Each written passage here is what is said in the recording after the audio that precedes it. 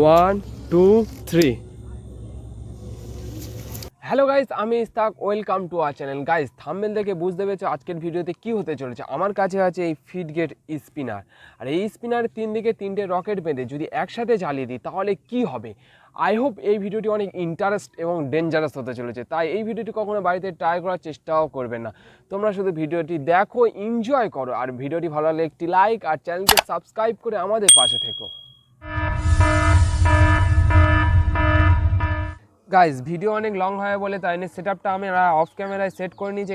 এখানে দুটো কঞ্চি ইউজ করছি, একটা মোটা একটা সরু কঞ্চি। সরু কঞ্চিটা এই জন্য ইউজ করেছি যাতে ফিডগেট স্পিনারে বিয়ারিংয়ের ভিতর ভালোভাবে ঢুকে যায় এবং টাইটলি থাকে এবং স্মুথলি ঘোরে। গাইজ, দেখতে পাচ্ছেন কত স্মুথলি ঘুরছে। এবার আগুন জ্বালিয়ে দেখি কি হয়। গাইজ, তোমরা ভিডিও দেখো কিন্তু লাইক সাবস্ক্রাইব করো না, তাই প্লিজ এই ভিডিওতে একটি লাইক আর চ্যানেলকে সাবস্ক্রাইব করে আমাদের পাশে থেকো। A few moments later. One two three.